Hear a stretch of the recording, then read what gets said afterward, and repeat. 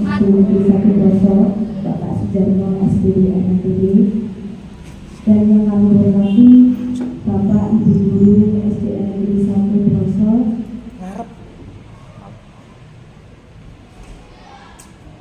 Mari bersama-sama kita memanjatkan puji syukur kehadirat Allah Subhanahu wa Ta'ala yang telah melimpahkan nikmat taufik dan hidayahnya kepada kita semua, sehingga kita bisa menghadiri pertemuan pada hari ini. Aksi nyata diseminasi budaya positif di kelas 1 dalam keadaan sehat walafiat. Sholawat serta salam kita haturkan kepada Nabi kita, Nabi Muhammad SAW, yang telah menunjukkan jalan kebenaran bagi kita semua, pelanggaran agama Islam, sehingga kita menjadi pribadi yang lebih baik, pribadi yang lebih beriman dan bertakwa kepada Tuhan Yang Maha Esa, dan nantinya akan mendapatkan syafaatnya di yaumul qiyamah.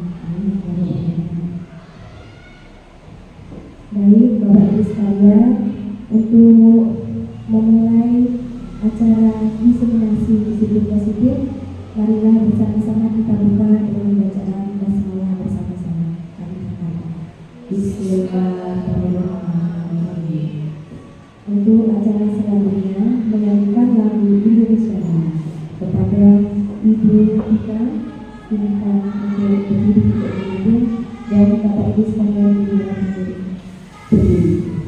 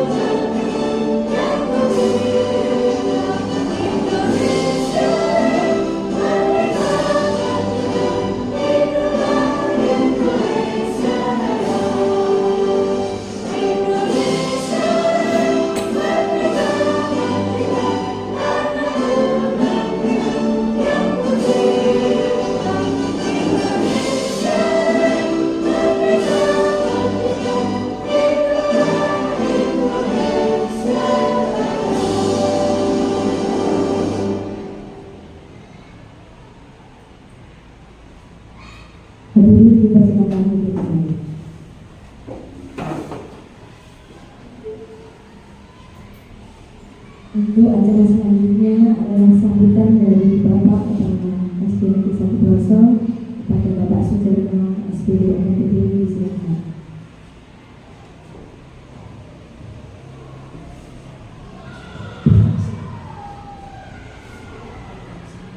Assalamualaikum warahmatullahi wabarakatuh.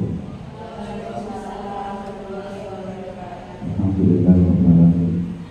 Kita syukur Allah Ta'ala yang kita panjatkan bersama-sama. Hari ini Allah telah menciptakan banyak hikmah bagi kita semuanya. Kalau tidak ingin kita bisa melaksanakan dan mengikuti dalam rangka budaya positif yang diselenggarakan oleh teman kita, dua guru penggerak desa yang sekarang mengikuti latihan guru penggerak angkatan 9 atau 10. Bu Elia Agustin Widiwati SPBSD dan Ibu Marsetin Ariasapan SPB. Bu Bapak dan teman-teman sekalian, budaya positif seperti ini memang harus kita kembangkan secara bersama-sama, bukan hanya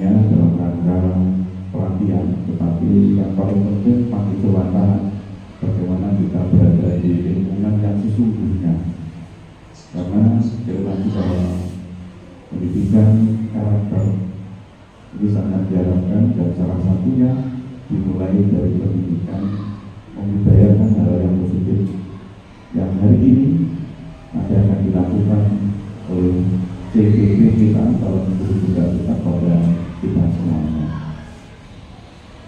Ke depan saya juga berharap bahwa komunitas belajar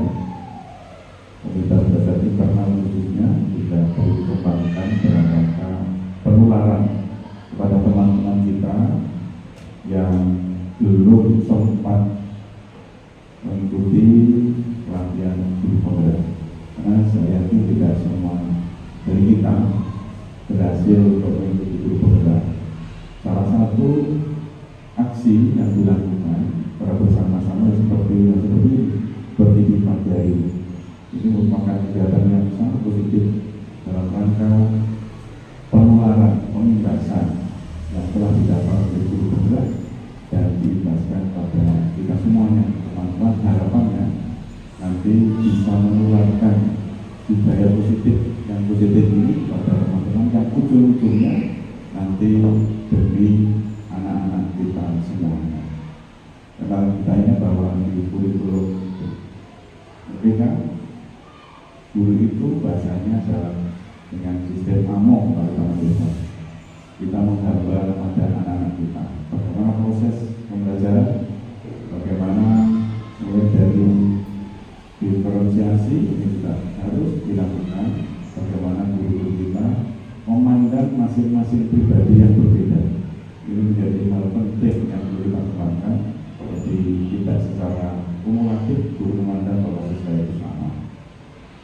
Saya kira itu menurut saya. Jadi sekali lagi saya memandang itu sangat positif dan perlu dikembangkan di kegiatan mendatang, khususnya di kelompok-kelompok belajar internal di kita. Kalau memang tidak bisa secara keseluruhan, bisa jadi nanti kelompok belajar pasca dan berikutnya. Setelah itu terima kasih. Assalamualaikum warahmatullahi wabarakatuh.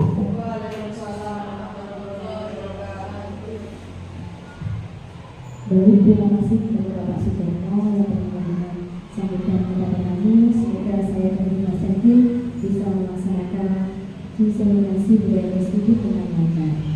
Baik Bapak Ibu, untuk pembukaan hari ini, marilah kita bersama-sama kita akhiri dengan bacaan pembukaan bersama-sama sebelum menuju program selanjutnya. Alhamdulillah. Baik Bapak Ibu, untuk pertemuan hari ini adalah aksi nyata kami, saya dan Bu Mas Syakir dalam melaksanakan aksi nyata diseminasi budaya positif, yang mana kami mendapatkan tugas dalam program yang kami ikuti, yaitu program guru penggerak, di mana kita harus memberikan atau berbagi praktik baik dan aksi nyata dalam diseminasi budaya positif yang nantinya bisa kita terapkan di sekolah kita. Untuk profil SD Negeri 1 Ploso, yaitu untuk melaksanakan budaya positif di sekolah untuk mewujudkan lingkungan aman dan nyaman bagi murid. Kemudian untuk materi akan kita laksanakan pada hari ini itu ada 7 item, di mana konsep inti budaya positif yang pertama adalah perubahan paradigma belajar, yang kedua disiplin positif, yang ketiga motivasi perilaku manusia, yang keempat kebutuhan dasar manusia, yang kelima posisi kontrol restitusi, keenam keyakinan kelas, dan yang ketujuh sertifikat restitusi. Baik Bapak Ibu guru, sekarang kami minta pendapat dari Bapak Ibu semua untuk pertanyaan pemantik ini, setuju atau tidak setuju. Untuk yang pertama, hukuman dapat mendisiplinkan anak. Setuju atau tidak setuju? Baik, ada yang menjawab setuju dan ada yang tidak, ada yang juga yang menjawab tidak setuju. Kemudian yang kedua, pemberian hukuman dengan hal positif seperti membaca atau membersihkan halaman sekolah dapat meningkatkan disiplin anak. Setuju, baik. Kemudian yang ketiga, memberi penghargaan dapat meningkatkan motivasi belajar anak. Baik, setuju ya? Baik, nah ini nanti hasil jawaban dari Bapak Ibu sekalian nanti akan tahu apakah benar atau tidak setelah kita melaksanakan materi selanjutnya. Next. Yang pertama, perubahan paradigma belajar. Pembelajaran dengan paradigma baru adalah pembelajaran yang dirancang berdasarkan prinsip pembelajaran yang terdiferensiasi, sehingga setiap siswa belajar sesuai dengan kebutuhan dari tahap perkembangannya untuk mewujudkan profil belajar Pancasila. Mungkin Bapak Ibu sekalian, kita sudah melaksanakan kurikulum merdeka ya. Jadi Bapak Ibu sekalian sudah tahu profil pelajar Pancasila yang akan kita laksanakan di kurikulum merdeka itu, dan tujuannya adalah bisa mewujudkan profil pelajar Pancasila pada murid. Siapa yang masih ingat Bapak Ibu untuk profil pelajar Pancasila ada berapa? Ada 6. Apa saja? Beriman, bertakwa, berbakti kepada Yang Maha Esa. Betul, kebijakan global, gotong royong, kreatif, bersalah kritis, mandiri. Baik, terima kasih. Baik, supaya hari ini suasananya lebih menyenangkan, saya akan mengajak Bapak Ibu sekarang menyanyi profil pelajar Pancasila yang nantinya bisa kita gunakan di kelas kita masing-masing. Ini saya memberikan contoh dulu ya, Ini liriknya menggunakan ya, seperti itu. Pelajar Pancasila beriman dan bertakwa kepada Tuhan Yang Esa dan berakhlak mulia, berkebinekaan global, gotong royong mandiri, kreatif dan bernalar kritis. Dan Bapak Ibu mari bersama-sama kita nyanyi bersama ya.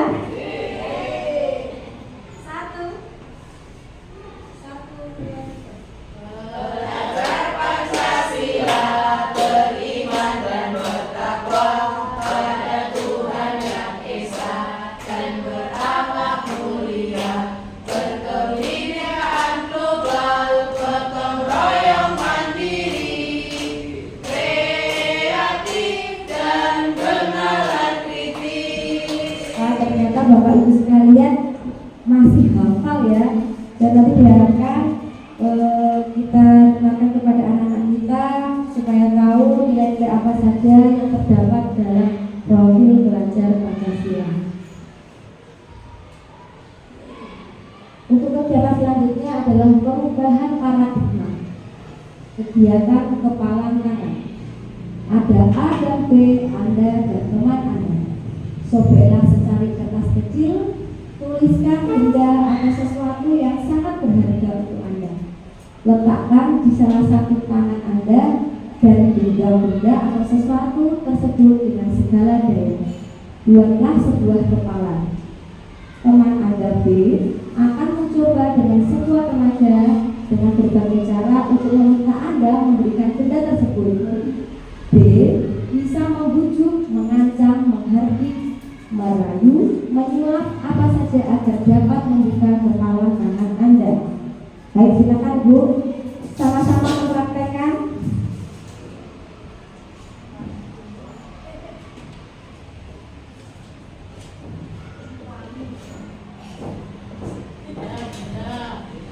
Tuliskan benda atau sesuatu yang sangat berharga bagi Anda.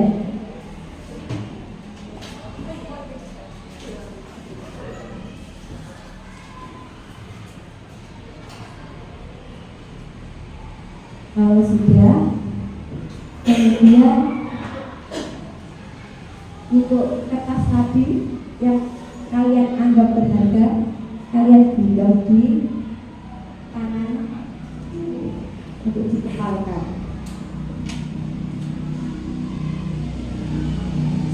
Ibu,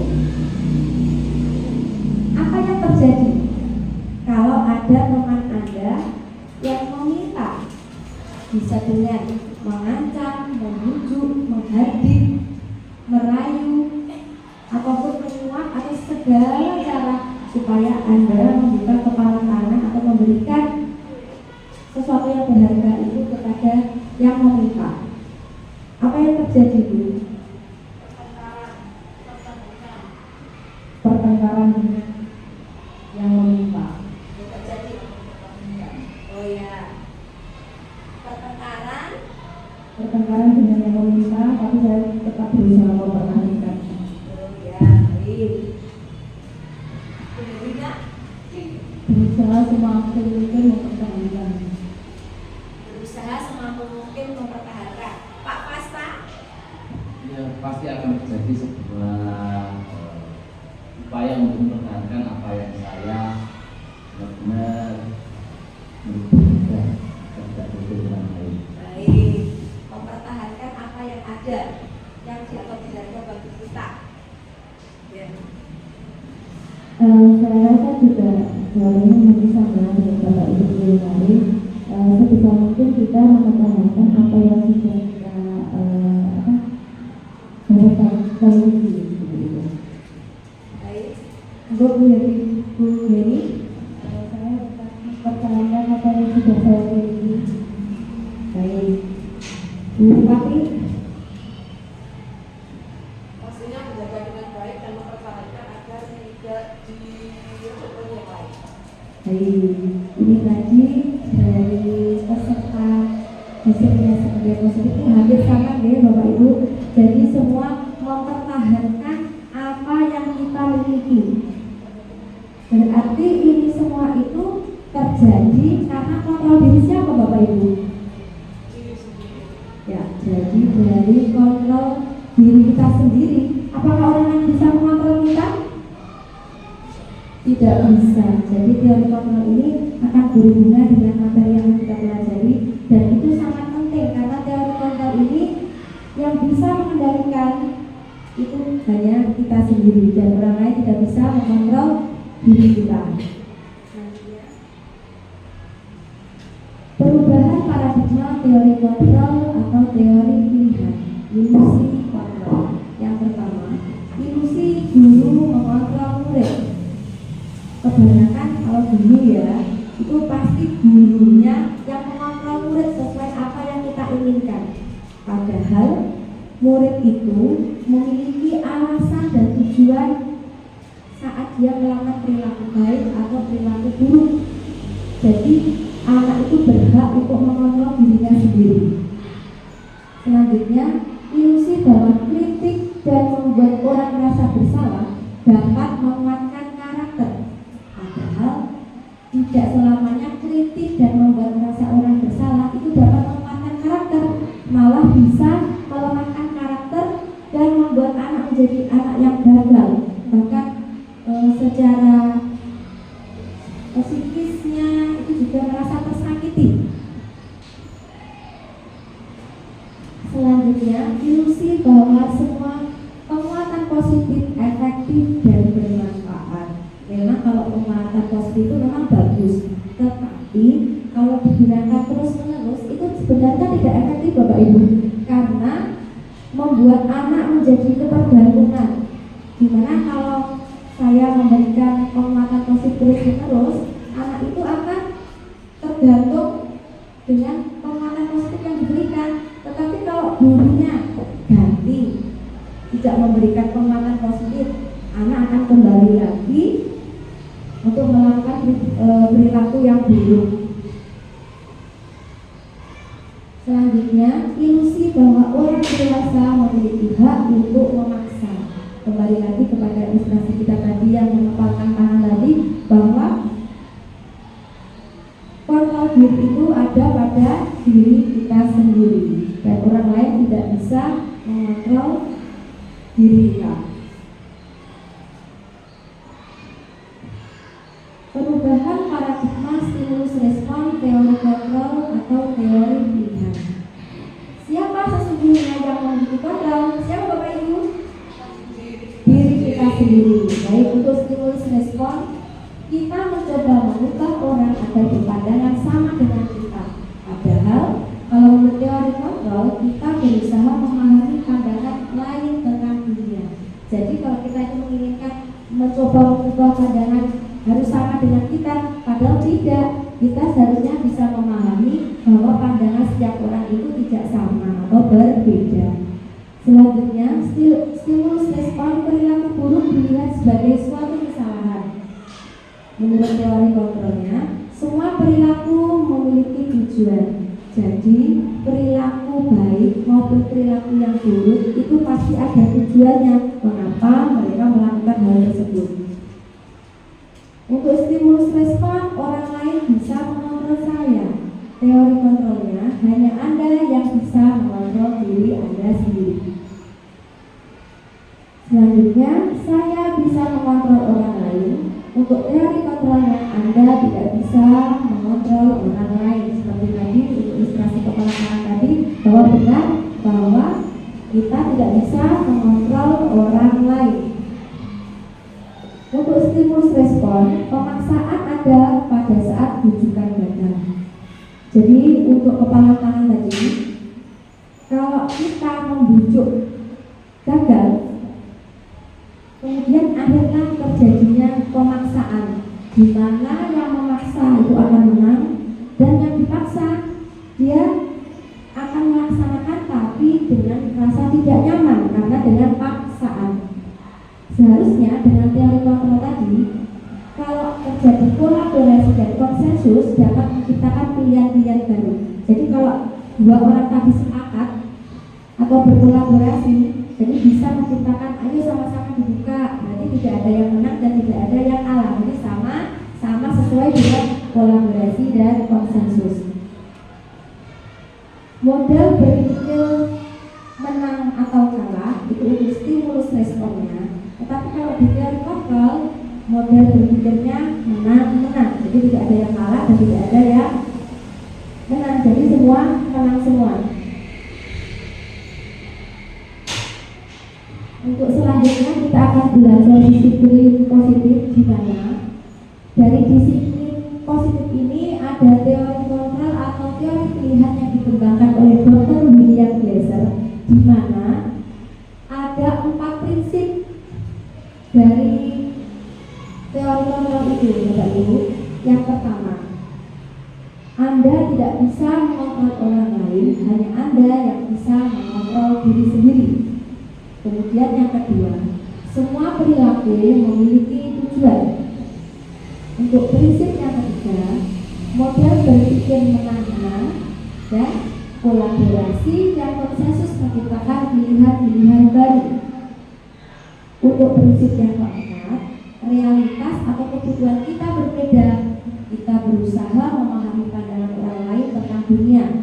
Setiap orang memiliki gambaran berbeda. Jadi dari teori kontrol ini ditemukan 4 prinsip Bapak Ibu, di mana Anda tidak bisa mengontrol orang lain, kemudian semua perilaku memiliki tujuan, kemudian model berpikir menang-menang, kolaborasi dan konsensus yang menciptakan pilihan baru, dan realitas bahwa pandangan setiap orang itu berbeda. Ini nanti kita akan melanjutkan materi selanjutnya berdasarkan prinsip-prinsip tadi. Dan sekarang kita akan mempelajari disiplin positif dan nilai-nilai kebajikan universal. Bapak Ibu, untuk arti dari disiplin, kalau pada zaman dahulu itu apa yang diketahui?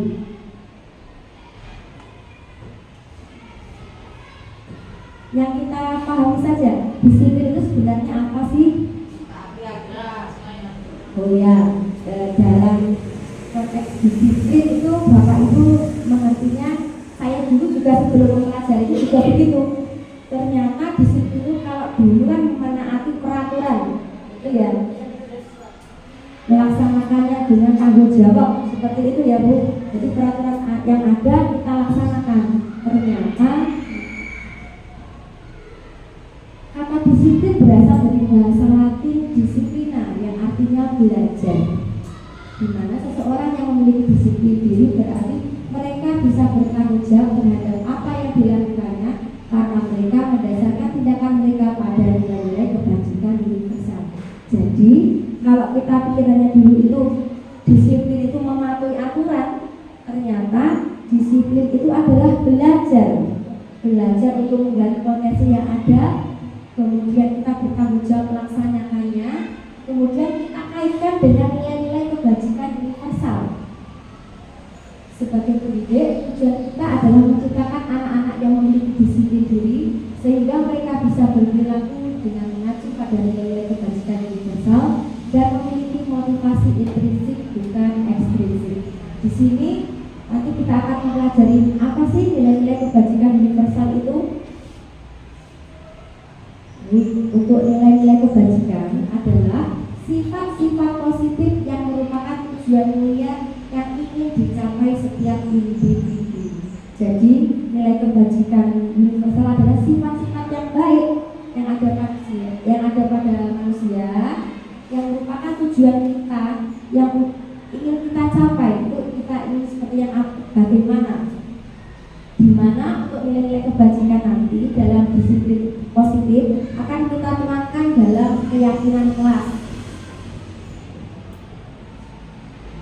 Nilai yang diyakini dan sepakati bersama bersifat universal dan lintas bahasa, suku, bangsa, agama maupun latar belakang.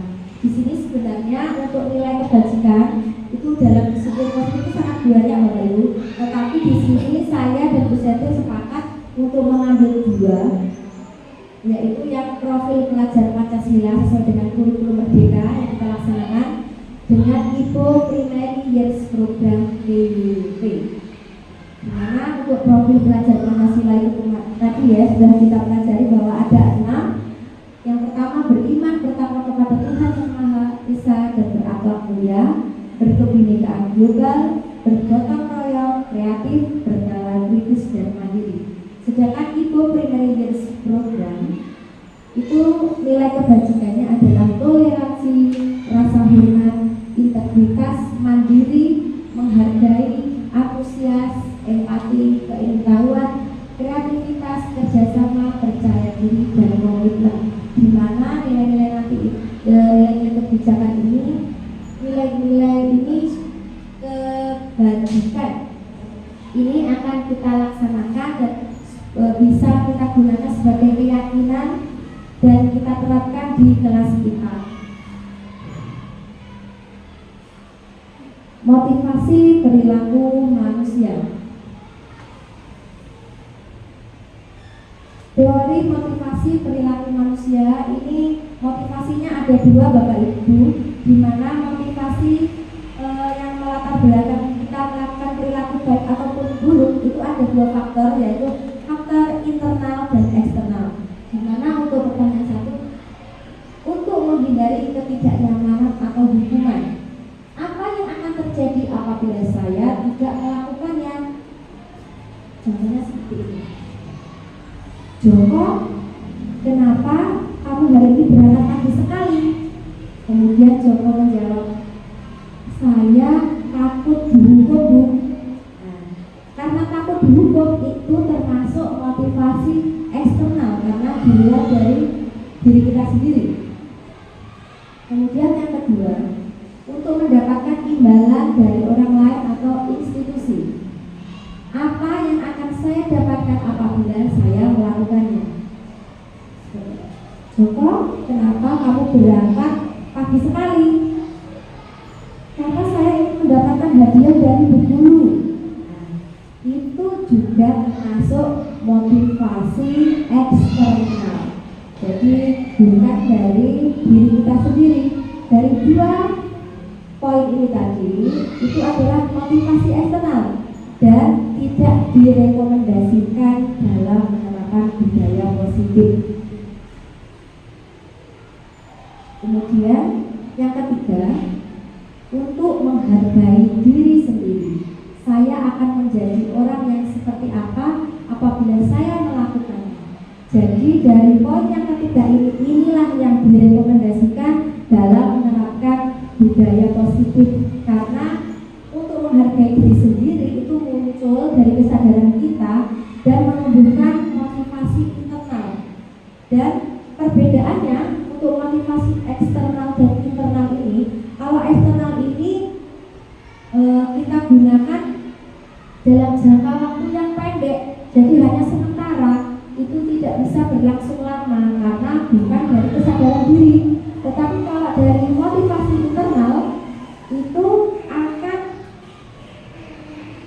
berlangsung lama karena berasal dari motivasi dalam diri kita dan dari kesadaran diri kita, sehingga bisa berjalan dengan baik dan berkelanjutan. Dengan motivasi internal tadi dapat menjadikan kita atau anak menjadi anak yang merdeka, dan merdeka itu selaras dengan pernyataan dari Ki Hajar Dewantara. Merdeka itu artinya tidak hanya terlepas dari perintah, akan tetapi juga cakap buat memerintah diri sendiri. Nanti setelah ilustrasi kepala tangan tadi, Bapak Ibu, kita juga tahu bahwa kontrol diri itu ada pada diri kita sendiri. Didukung oleh penghargaan. Bapak Ibu sekalian, ini tadi pada pertanyaan pematik di awal, tadi banyak Bapak Ibu yang menjawab setuju kalau adanya penghargaan. Padahal pengaruhnya penghargaan ini ada 8, Bapak Ibu. Yang pertama, pengaruh jangka pendek dan jangka panjang. Penghargaannya itu, kalau kita melaksanakan penghargaan kepada murid, itu dalam jangka pendeknya mungkin ya akan terlaksana, tapi pada saat itu juga. Tetapi dalam jangka panjang tidak bisa terlaksana karena anak menjadi ketergantungan. Apabila guru tidak memberikan penghargaan, otomatis mereka akan kembali lagi ke perilaku buruk. Yang kedua, penghargaan menghukum. Penghargaan menghukum itu juga tidak direkomendasikan, Bapak Ibu, karena dengan menghukum itu membuat anak menjadi tidak percaya diri, melemahkan karakter anak.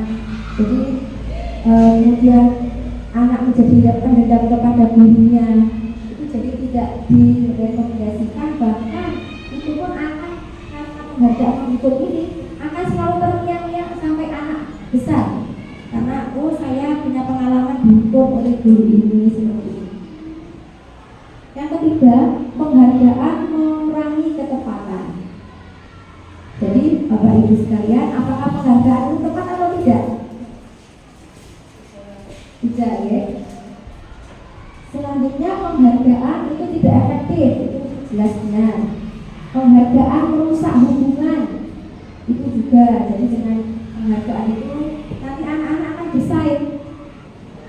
Oh, aku ingin mendapatkan pujian dari bapak ini, dari guru ini. Tetapi kalau tidak dipuji, yang satunya, aduh, aku nggak mau dipuji, nggak apa-apa. Seperti itu. Yang keenam, penghargaan menurunkan kualitas, itu juga betul. Penghargaan mematikan kreativitas, itu juga. Dan penghargaan mengurangi motivasi intrinsik. Jadi karena penghargaan tadi termasuk motivasi apa, Bapak Ibu? Eksternal. Jadi karena penghargaan itu termasuk motivasi eksternal, jadi otomatis mengurangi motivasi intrinsik karena tidak menumbuhkan kesadaran anak untuk berperilaku baik. Kemudian bagaimana Bu mengganti dari penghargaan? Ternyata kita bisa mengganti penghargaan tersebut dengan melaksanakan program kebajikan berupa apresiasi. Apresiasi itu adalah pengakuan, di mana dalam memberikan apresiasi atau pengakuan perlu diingat beberapa hal. Poin yang pertama, beri pengakuan secara khusus. Yang kedua, beri pengakuan secara pribadi. Yang ketiga, beri pengakuan kepada semua murid atau bergantian. Yang keempat, beri pengakuan secara konsisten dan fokus pada proses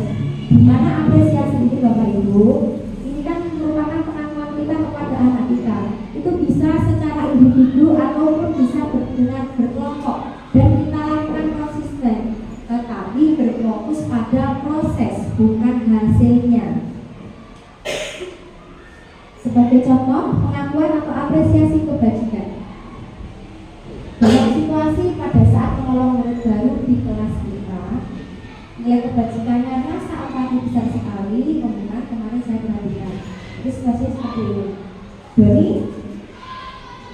rasa empatinya besar sekali ya. Kapan itu? Pada saat kamu menolong murid baru di kelas kita. Saat terjatuh kamu menolongnya. Di guru memperhatikan. Ternyata rasa empati kamu sangat besar sekali. Dipertahankan ya nak. Seperti itu adalah termasuk motivasi internal yang bisa kita menjadikan penghargaan menjadi sebuah pengakuan. Kemudian nilai kebajikannya adalah kepedulian. Bukannya saya menghargai situasinya pada saat kamu membantu teman-teman di tugas kelompok itu seperti ini. Jadi, guru sangat menghargai kamu. Ternyata kamu sangat peduli sekali dengan teman kamu. Dipertahankan ya nak, seperti itu. Pada saat kamu membantu teman-temanmu di tugas kelompok. Nah, padahal di dalam kelompok itu kan ada anak yang bisa dan ada yang tidak bisa. Tapi dengan membantu teman yang tidak bisa tadi, itu menumbuhkan kepedulian. Dan kita sebagai guru memberikan apresiasi yang konsisten sehingga muncullah motivasi atau kesadaran anak untuk selalu berperilaku baik. Yang ketiga, untuk apresiasinya, contohnya untuk nilai kebajikan rasa tanggung jawab. Jadi pada saat anak-anak itu memungut sampah yang ada di kelas, kita sebagai guru juga bisa mengapresiasinya dengan terima kasih ya nak, hari ini kalian bagus sekali karena kalian mau membersihkan kelas kalian sehingga kelasnya bersih. Seperti itu juga termasuk bentuk apresiasi, di mana apresiasi ini berupa pengakuan yang berfokus pada proses bukan hasilnya. Di mana dengan apresiasi ini bisa selalu terngiang-ngiang anak dan bisa berkelanjutan dan teringat daripada pemberian hadiah. Kalau pemberian hadiah sekali ya sudah, itu saja. Tetapi kalau dengan apresiasi dan pengakuan, jadi anak-anak akan selalu teringat dan tertanamlah motivasi intrinsik dalam diri anak. Baik Bapak Ibu, sekarang minta bantuan Bapak Ibu untuk memberikan jawaban hukuman atau konsekuensi. Dari poin yang pertama, mencatat 100 kali di dalam buku kalimat saya tidak akan terlambat lagi karena terlambat ke sekolah. Hukuman atau konsekuensi? Baik, hukuman. Yang kedua, lari mengelilingi lapangan basket 2 kali karena terlambat hadir di sekolah. Hukuman. Murid diminta untuk push up 15 kali karena tidak menggunakan masker ke sekolah. Hukuman. Menggantikan kertas tugas teman yang telah dicoret-coret. Konsekuensi. Membersihkan tumpahan air di meja tulis karena tersenggol pada saat belajar. Murid disuruh untuk mengenakan sepatu seharian di sekolah karena tidak mengenakan sepatu hitam. Konsekuensi apa bukan? Ya, nanti kita akan tahu hasilnya, hukuman atau konsekuensi. Lari mengelilingi lapangan basket 2 kali karena terlambat 10 menit untuk pelajaran PJOK. Baik, hasilnya silakan sendiri. Nah, ini dia hasilnya. Mencatat 100 kali di dalam buku kalimat saya tidak akan terlambat lagi karena terlambat di sekolah. Itu hukuman, betul ya tadi. Yang kedua, lari mengelilingi lapangan basket 2 kali karena terlambat hadir di sekolah. Itu hukuman, itu jawabannya juga betul. Selanjutnya, murid diminta untuk push up 15 kali karena tidak menggunakan masker ke sekolah. Itu juga hukuman. Selanjutnya, menggantikan kertas tugas teman yang telah dicoret-coret. Itu konsekuensi. Dan membersihkan kuman air di meja tulis karena tersenggol pada saat belajar itu juga konsekuensi. Murid disuruh untuk tidak mengenakan sepatu seharian di sekolah karena tidak mengenakan sepatu hitam, itu adalah hukuman. Dan lari mengelilingi lapangan basket 2 kali karena terlambat 10 menit untuk pelajaran WJOK itu konsekuensi. Jadi ini tadi ada yang menjawab hukuman dan konsekuensi. Apa perbedaannya nomor 2 dan nomor terakhir?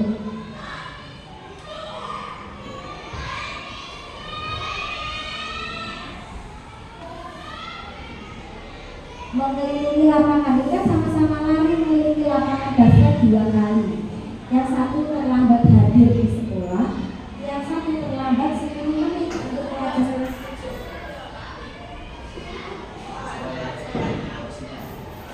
Oh gitu ya. Jadi memang kalau yang poin yang kedua itu terlambat hadir, nanti sudah peraturannya seperti itu ya Bu. Jadi mengelilingi lapangan karena kalau sekolah itu kan masuknya ke 7. Jadi kalau mengelilingi lapangan 2 kali karena terlambat berarti dia melanggar, ya kan? Kemudian kalau yang ini lari mengelilingi lapangan basket 2 kali karena terlambat 10 menit itu berbeda dengan hukuman karena ini untuk lari pelajaran PJOK itu kan pengalihan sangat relevan. Jadi kalau pada saat PJOK itu kan pada pelajaran itu biasanya kan melakukan pemanasan. Jadi kalau tidak melaksanakan lari itu ya akan mengakibatkan kita pada saat pelajaran PJOK akan terjadi cedera atau keselio seperti itu.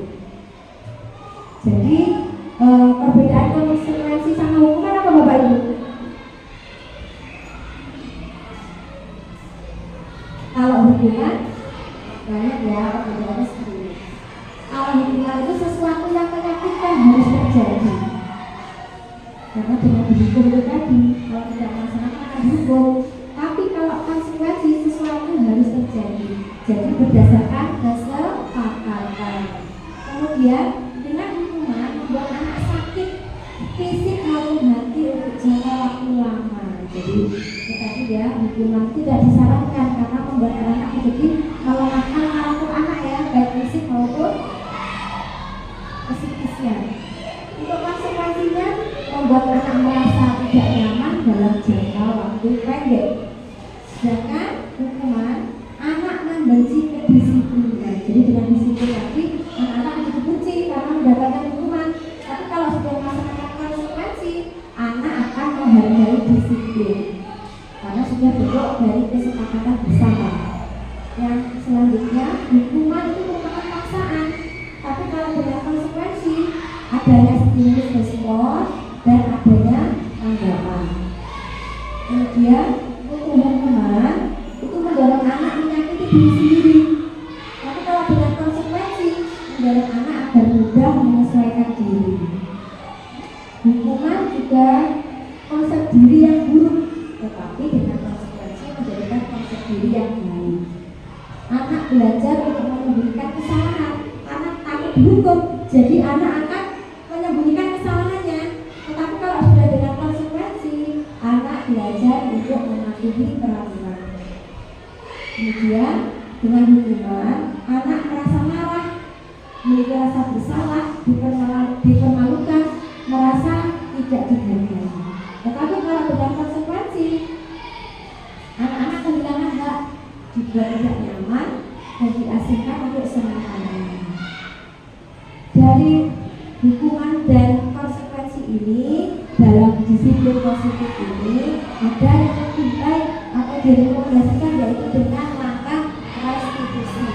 Di mana restitusi adalah proses meningkatkan kondisi bagi murid untuk memperbaiki kesalahan mereka sehingga mereka bisa kembali pada kelompok mereka dengan karakter yang lebih kuat.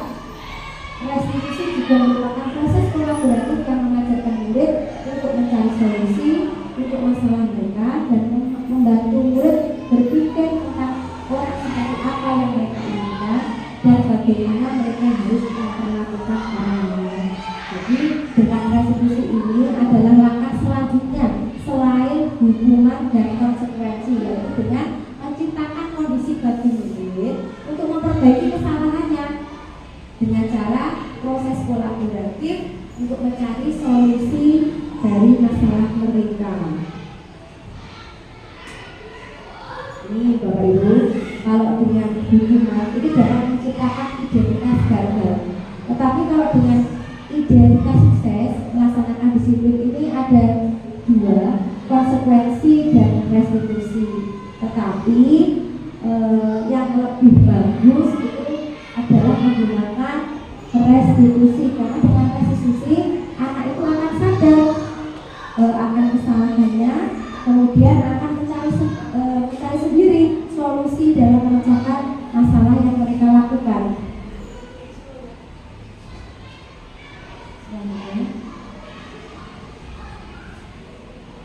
9 ciri-ciri restitusi. Yang pertama, bukan untuk menebus kesalahan, namun belajar dari kesalahan. Kedua, memperbaiki hubungan. Yang ketiga, tawaran bukan paksaan. Yang keempat, restitusi menuntut untuk melihat ke dalam diri sehingga menumbuhkan kesadaran pada diri kita sendiri. Yang kelima, restitusi mencari kebutuhan dasar yang mendasari tindakan. Yang keenam, restitusi diri adalah cara yang paling baik di antara hukuman atau konsekuensi. Yang ketujuh, restitusi fokus pada karakter bukan tindakan. Jadi dengan karakter itu diharapkan dapat menunjukkan motivasi intrinsik dalam diri anak. Yang kedelapan, restitusi fokus pada solusi, jadi fokus pada pemecahan masalah. Yang kesembilan, restitusi mengembalikan murid yang berbuat salah pada keluarga. Demikian untuk materi saya. Untuk selanjutnya akan disampaikan oleh Ibu Masudi. Tapi sebelumnya ini kok tidak semangat ini, coba Bapak Ibu sekalian. Tepuk 1, tepuk 2, 2. Nah, jadi tidak konsentrasi dari ini. Baik, untuk selanjutnya akan disampaikan Ibu Masudi. Monggo Ibu.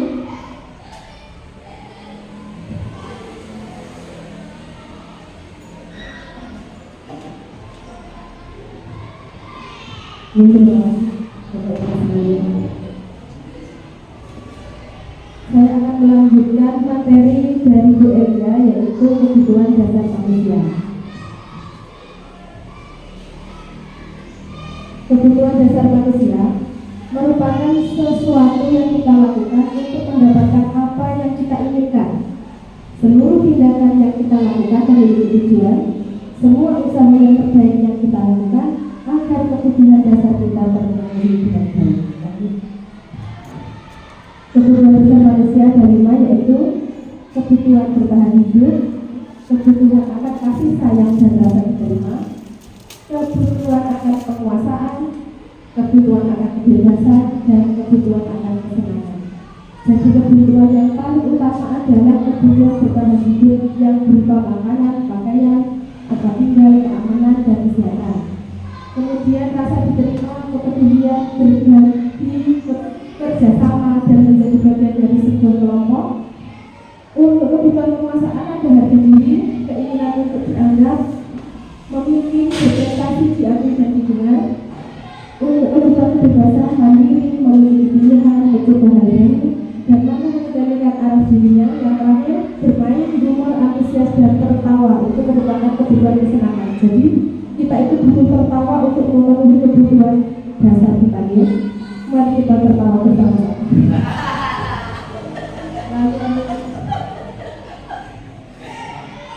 Berikutnya, tadi sudah kita bahas antara hukuman, konsekuensi, dan restitusi, di mana dalam hukuman itu lebih bersifat negatif, sedangkan konsekuensi itu netral, tidak negatif juga tidak begitu positif.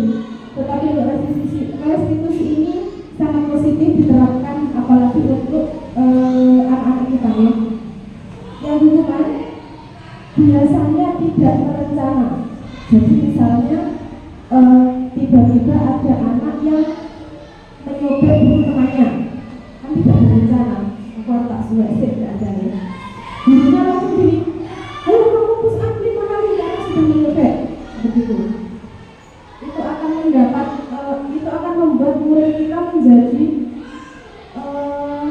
pribadi yang merasa tersakiti, kemudian merasa bersalah yang berkepanjangan, selalu teringat Bu Marsha itu misalnya kemarin saya hanya menyopir sedikit saja langsung disuruh push up seperti itu.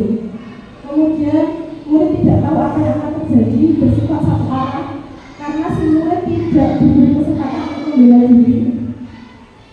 Hukuman bisa bersifat fisik dan psikis. Untuk konsekuensi lebih berencana, biasanya berupa kata ketik. Jadi misalnya datang tepat waktu seperti itu. Ketika terlambat 10 menit, kemudian itu kesepakatan, misalnya dalam waktu olahraga sudah ada kesepakatan terlambat 10 menit harus lari mengilangan. Itu anak-anak sudah tahu. Jadi sudah disepakati ketika ada yang terlambat, ya harus dilaksanakan. Tetapi itu tetap membuat murid tidak nyaman. Kira-kira Bapak Ibu misalnya teman-teman yang lain kegiatannya bernyanyi, ada yang telat, dia disuruh lari-lari, kira-kira nyaman nggak? Tidak ya. Kemudian yang terakhir sikap guru selalu memonitor. Jelas ya. Untuk restitusi, proses menciptakan kondisi bagi murid untuk memperbaiki kesalahannya, proses kolaborasi yang mengajarkan murid untuk mencari solusi sendiri bersama dengan diri. Materi berikutnya adalah posisi kontrol restitusi. Kita sebagai guru memiliki 5 posisi kontrol. Yang pertama, posisi sebagai penghukum, posisi sebagai penggugat merasa bersalah, posisi sebagai teman, posisi sebagai monitor, dan yang terakhir sebagai manajer. Posisi penghukum itu ciri-cirinya menghardik, menunjuk-nunjuk, berkaca pinggang dan membentak. Ada guru yang seperti itu? Banyak. Yang kedua, hukuman verbal atau fisik.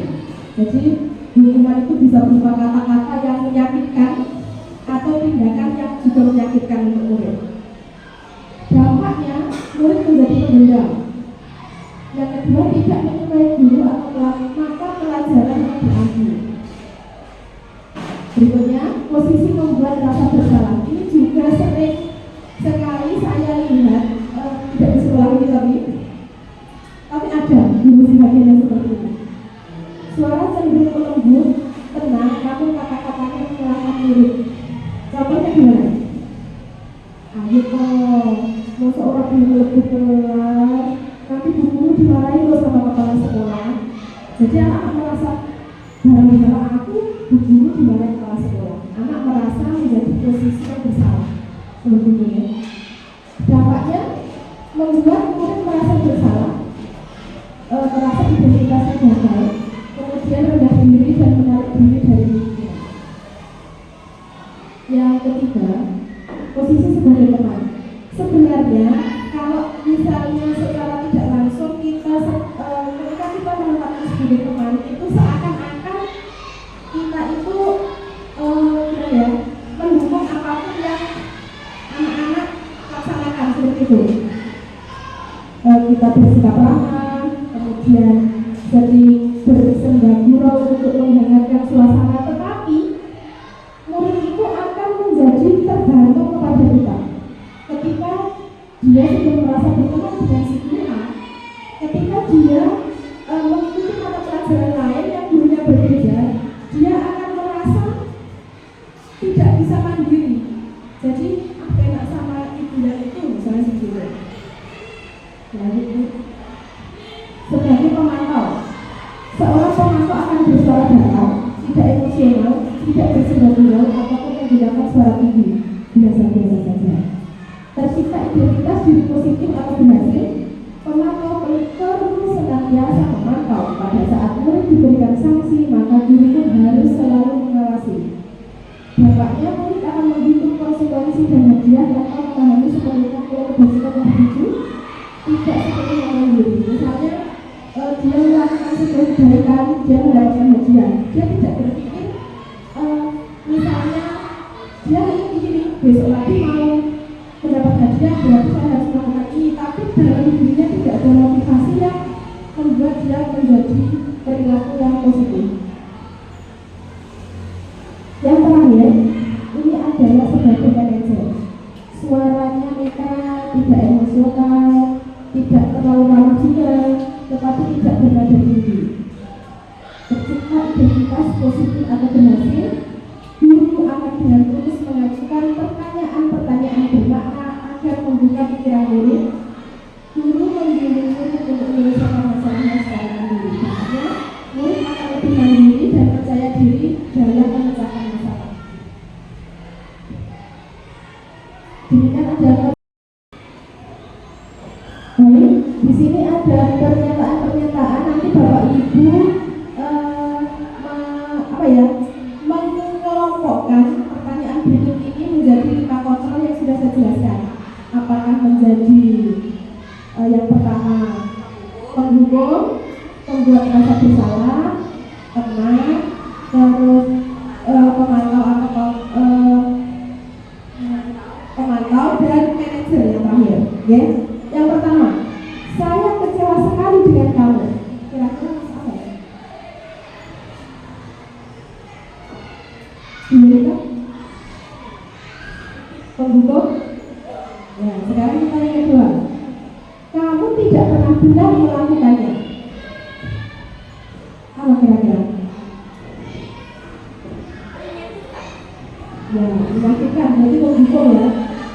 Ayolah melakukan ini diri bapak atau ibu. Apa?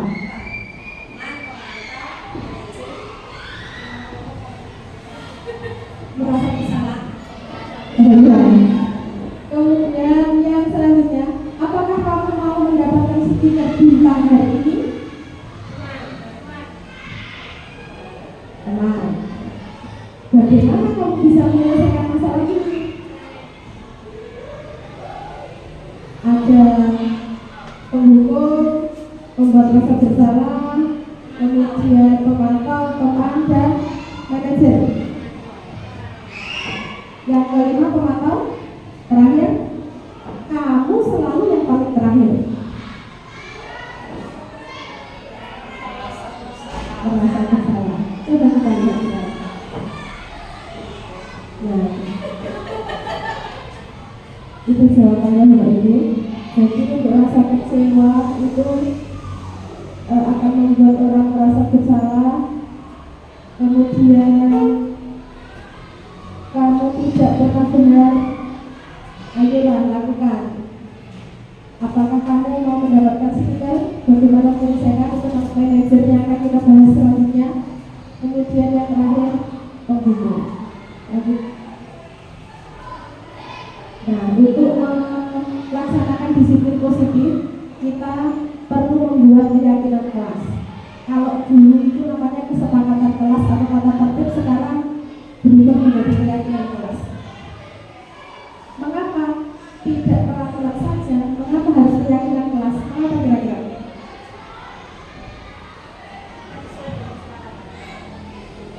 Kan kalau aturan biasanya juga sesuai kesepakatan.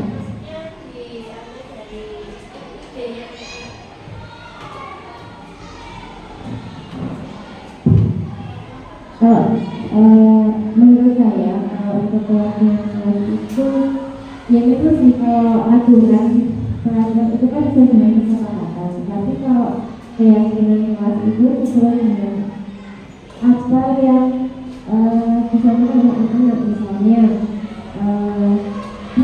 biasanya kan yang di kelas 1 itu kan masih suka ada yang nangis, ada yang suka mengganggu temannya gitu. Jadi di keyakinan kelasnya tidak menangis ketika masuk sekolah seperti itu. Sudah. Ya, terima kasih jawabannya Bu Erika. Sebelum kita menuju ke keyakinan kelas, lanjut. Ini ada pertanyaan kembali. Mengapa kita memiliki peraturan harus menggunakan helm bila mengendarai roda 2? Agar selamat, agar aman. Nah, menurut keyakinan kelas bersifat lebih abstrak daripada peraturan yang lebih rinci dan konkret. Keyakinan kelas berupa pernyataan universal. Kalau biasanya lebih subjektif ya.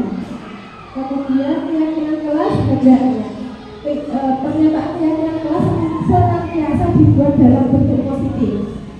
Berikutnya, keyakinan kelas hendaknya tidak terlalu banyak sehingga mudah diingat dan dipahami oleh semua warga kelas.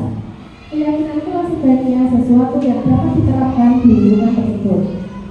Semua warga kelas hendaknya ikut berkontribusi dalam pembuatan keyakinan kelas lewat kegiatan curah pendapat, bersedia meninjau kembali keyakinan kelas dari masing-masing. Jadi untuk keyakinan kelas, karena namanya saja kelas, jadi disesuaikan dengan kelas yang itu. Jadi kelas A dan kelas B bisa jadi beda meskipun satu tingkatan berdasarkan kondisi murid-murid yang ada di kelas itu.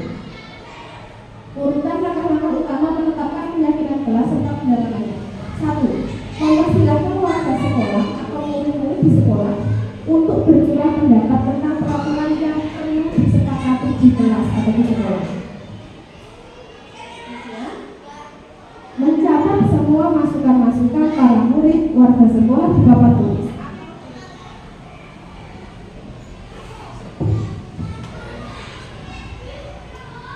Saya ulangi, mencatat semua masukan-masukan para murid atau warga sekolah di papan tulis atau kertas besar di mana semua anggota kelas atau warga sekolah bisa melihat hasil curah pendapat jadi bersifat terbuka. Bisa saja setuju dan tidak setuju. Susunlah keyakinan kelas sesuai prosedur. Pembentukan keyakinan kelas gantilah kalimat-kalimat dalam bentuk negatif menjadi positif. Contoh, jangan berlari di kelas 1. Itu kalimat negatif karena mengandung kata jangan. Kalimat positifnya berjalanlah di kelas atau di koridor. Jadi saya dulu pernah diberikan jangan gitu ya. Kalau kata jangan itu justru akan membuat anak terpatri di kepalanya. Contoh, saya minta Bapak Ibu sekarang jangan berpikir tentang semut. Siapa yang tidak berpikir tentang semut? Tapi tidak kepikiran semut. Tetapi karena kita dilarang tidak berpikir tentang semut, saya yakin semua berpikir tentang semut. Ada yang tidak berpikir tentang semut? Berpikir. Ya pasti. Jadi kata jangan itu justru akan membuat anak merasa terpacu untuk melakukan pelanggaran tersebut seperti itu. Lanjut.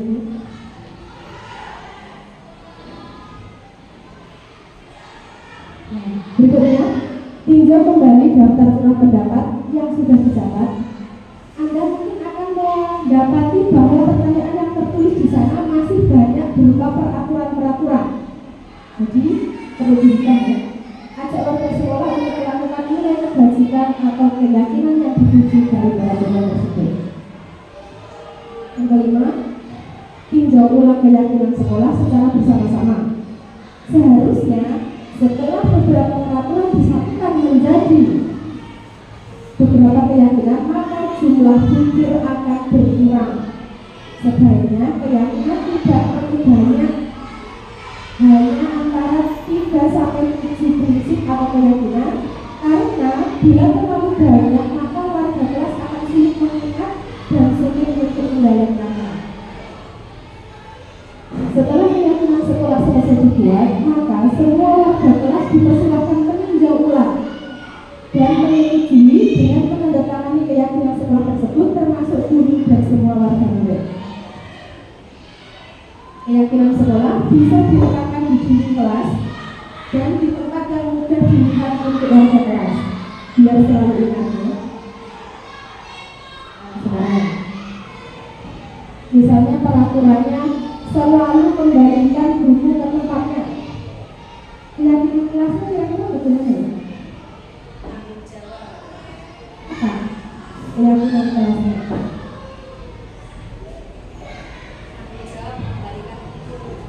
Berarti tanggung jawab. Yang kedua, dilarang mengganggu orang lain.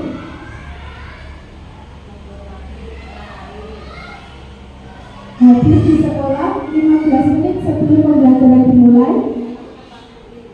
Disiplin atau tepat waktu. Dilarang melakukan kekerasan. Dilarang menggunakan narkoba. Bergantian atau menunggu giliran.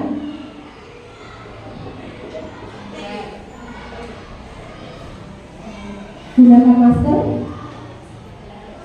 Yang terakhir, jangan berlari di kelas atau koridor tadi sudah. Nah itu bisa dibaca di Bapak Ibu. Menghormati orang lain, kemudian berkomitmen, keselamatan, kesehatan, bersabar, kemudian keselamatan, kesehatan, dan keamanan. Berikutnya materi selanjutnya yaitu segitiga restitusi. Tadi sudah deh sedikit dijumpai untuk restitusi. Ada yang masih ingat tadi apa?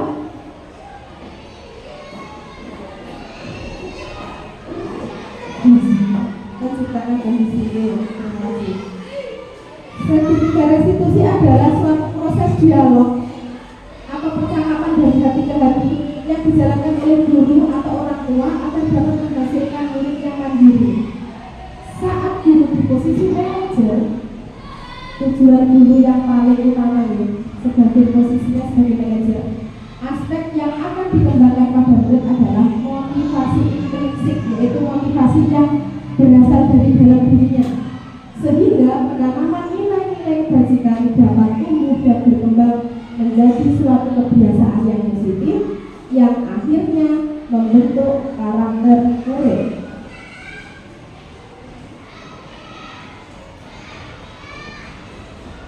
Nah, ini segitiga restitusi langkahnya ada 3. Yang pertama, menstabilkan identitas, kemudian menanyakan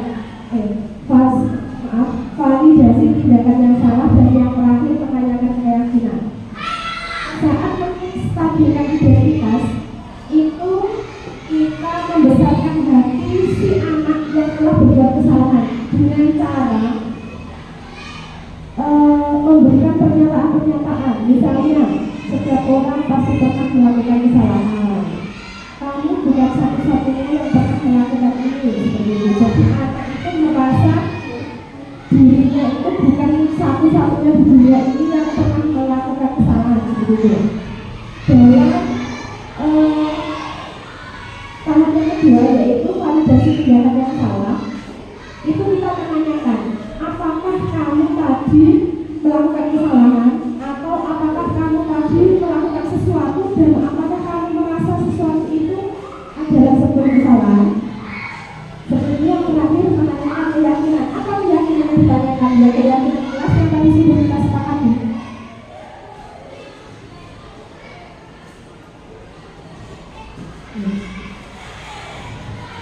Kita mulai dari sisi yang pertama, menstabilkan identitas. Berdasarkan prinsip dalam menstabilkan identitas adalah proses dari sebuah pembelajaran berperan menggeser identitas gagal menjadi identitas yang sukses. Jadi ketika seorang anak melakukan kesalahan, dia merasa dirinya menjadi anak yang gagal. Dengan kita stabilkan identitasnya, dia akan sedikit melupakan kegagalnya dan menjadi identitasnya menjadi berhasil. Contohnya dengan mengajukan pernyataan maaf. Membuat kesalahan sesuatu yang wajar. Manusia tidak ada yang sempurna. Kita bisa memperbaiki masalah ini. Saya tidak menanyakan kesalahannya, tetapi fokus memperbaiki masalah ini. Apakah saat ini kamu pernah menjadi orang yang baik untuk diri sendiri dan sebagainya. Dari sekarang ini, apakah Bapak Ibu merasa ada sesuatu yang mau ditanyakan atau merasa janggal atau merasa sepertinya step yang ini kurang tepat seperti itu?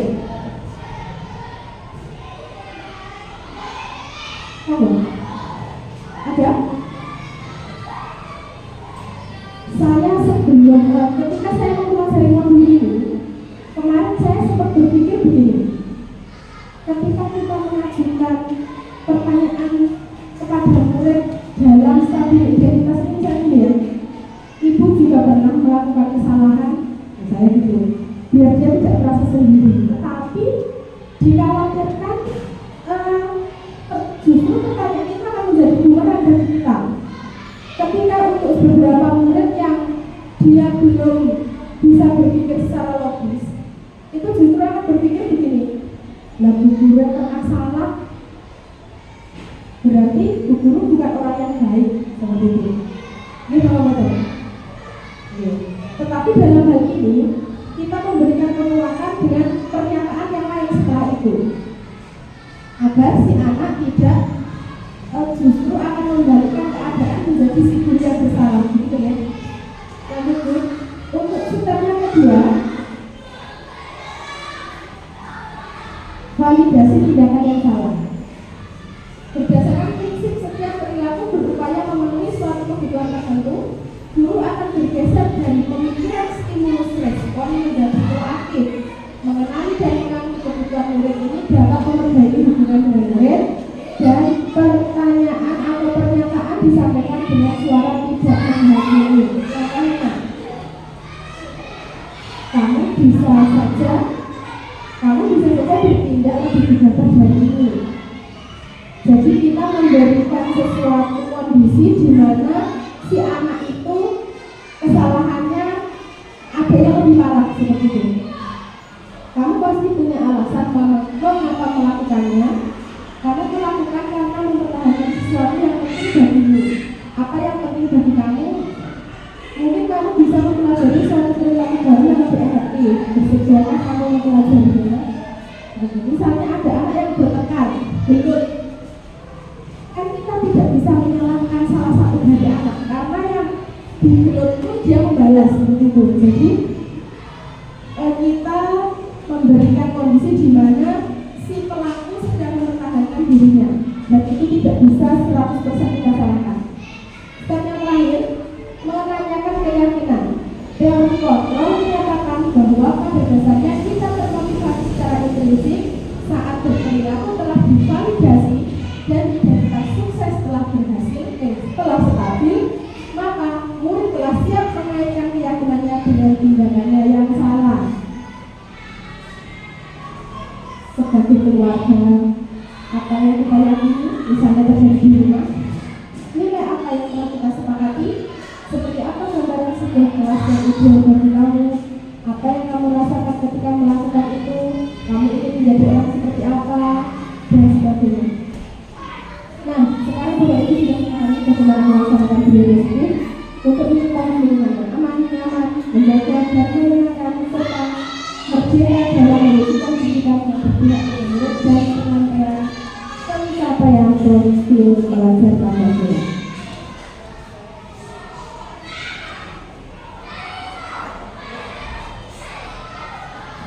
Baik Bapak Ibu, keyakinan kelas Bapak Ibu sudah membuat keyakinan kelas pada kelas masing-masing. Nanti setelah berkelanjutan, mari kita melakukan evaluasi dan refleksi penerapan biodiversity di sekolah kita. Terima kasih. Demikian yang dapat saya sampaikan. Mungkin ada pertanyaan sebelum saya tutup. Setelah ini nanti akan ada materi lanjutan, yaitu visi-misi guru. Sebelum saya tutup, mungkin ada yang mau ditanyakan. Pas, terima kasih. Kalau saya matur salam guru penggerak, jawabnya bergerak dan menggerakkan. Siap ya? Ya, kita coba. Salam guru penggerak. Terima kasih, mohon maaf atas kurang dan lebihnya. Wassalamualaikum warahmatullahi wabarakatuh. Untuk